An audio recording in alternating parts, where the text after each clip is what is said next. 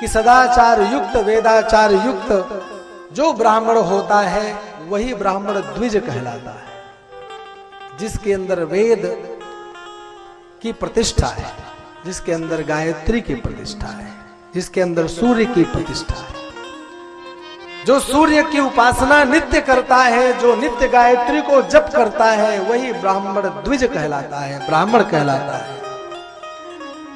जिसने कभी गायत्री का जप नहीं किया, जिसने कभी सूर्य भगवान की उपासना नहीं किया, भगवान सूर्य को अर्घ्य नहीं दिया है, उसे द्विज नहीं कह सकते। ब्राह्मण है, ब्राह्मण कुल में जन्म होना ही पर्याप्त नहीं है। ब्राह्मण होने के लक्षण क्या है? हम ब्राह्मण हैं, इसके लिए हम कैसे कह सकते हैं कि हम ब्राह्मण हैं? सर्वप्रथम शास्त्रों का अवलोकन करेंगे तो शास्त्र एक ही दिशा निर्देश देते दिखाई देते। कभी भी किसी शास्त्र में मैंने ये नहीं पढ़ा कि सबसे पहले शूद्र को ये कृत्य करना चाहिए।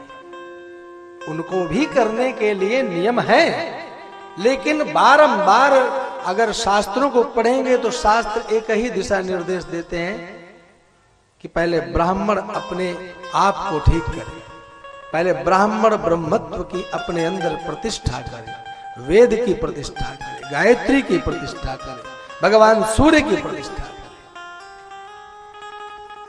कहते हैं कि महाराज समय नहीं है, संध्योपासन 3-3 बार करने का समय नहीं। तो महापुरुषों ने कहा कोई बात नहीं, 2 बार कर लो, प्रातः सायं संध्या करो। बोले महाराज इतना भी समय नहीं निकल पाता है। तो बोले प्रातःकालीन संध्या करो, सुबह जल्दी नहीं उठ पाते हो, सायंकालीन संध्या करो। उसके पास इतना भी समय नहीं। तो एक बात मैं कह दे रहा हूं, आपके पास में जो ब्राह्मण कुल में जन्म ले लिए हैं, उन लोगों को ध्यान रखना चाहिए कि सबसे पहले अपना यज्ञोपवीत संस्कार करवाएं। अनेक ऐसे घर दिखते हैं ब्राह्मणों के जिनके यज्ञोपवीत विवाह तो हो जाता है पर यज्ञोपवीत नहीं, यज्ञोपवीत संस्कार ही नहीं देता। पहले यज्ञोपवीत धारण करिए और फिर आपके पास में यदि प्रातः मध्याह्न और सायं संध्या करने का समय नहीं है तो अहर्निश गायत्री का जप कीजिए।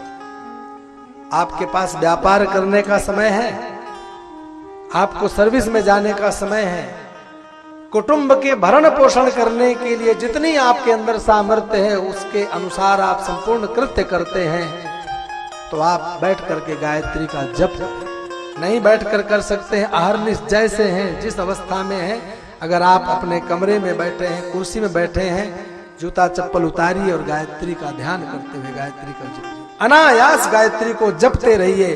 अरे गायत्री को निरंतर जपते जपते भी आपके अंदर ब्रह्मत्व अपने आप आ जाएगा। आपके अंदर दूसरों को कल्याण करने के लिए, स्वयं का कल्याण करने के लिए वह शक्ति अपने आप आ जाएगी। आपके अंदर ज्ञान का उदय हो जाएगा।